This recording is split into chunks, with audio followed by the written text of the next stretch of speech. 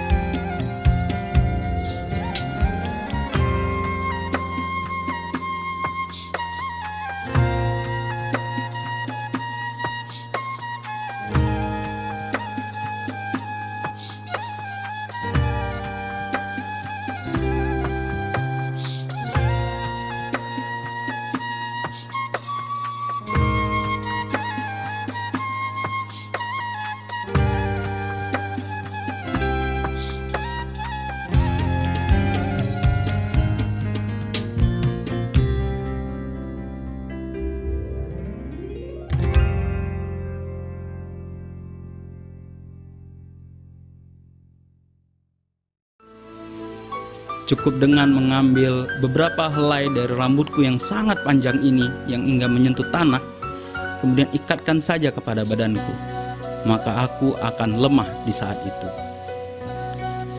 Dalilah teringat akan pesan yang pernah disampaikan oleh Samson. Samson atau Samun pada saat suatu hari tertidur di malam hari. Sang istri Dalilah secara perlahan mengambil beberapa helai rambutnya, kemudian mengikat badan Samson. Seketika Samson terbangun dan kemudian dia terbujur kaku dan tidak dapat bergerak. Dalilah langsung memanggil masyarakat dan juga pasukan kerajaan. Mereka bersorak-sorai yang akhirnya mereka bisa menaklukkan seseorang yang pada saat itu ditakuti dan disegani. Dihadirkannya Samson di depan sang raja. Kemudian sang raja memerintahkan kepada pengawalnya untuk menyiksa Samson. Dua belah matanya dicongkel di saat itu. Kemudian beberapa bagian tubuhnya dipotong. Samson bersedih dalam hatinya sambil menahan rasa sakit. Dia berdoa kepada Yang Maha Kuasa bahwa, "Ya Allah, berikanlah aku kekuatan dan terimalah tobatku." Seketika Samson memiliki kekuatan untuk bangkit dan kemudian dia berlari menuju ke sebuah tiang yang besar yang menyangga tempat di mana Samson berada. Tiang tersebut didorong hingga rubuh dan akhirnya membunuh seluruh masyarakat yang berada di tempat tersebut, termasuk sang raja dan sang istri. Akhir dari kisah ini ialah bahwa Samson dengan segala amalnya kemudian mengilhami untuk turunnya sebuah wahyu yang kemudian menjadi sebuah ibadah yang diberikan kepada umat Islam, yaitu Lailatul Qadar, di mana ada satu malam seorang akan mendapat sebuah pahala, yaitu 1000 bulan ibadah, seperti bagaimana Samson ketika dia mendakwahkan agama Sang Pencipta. Terima kasih. Wabillahi taufiq wal hidayah. Assalamualaikum warahmatullahi wabarakatuh.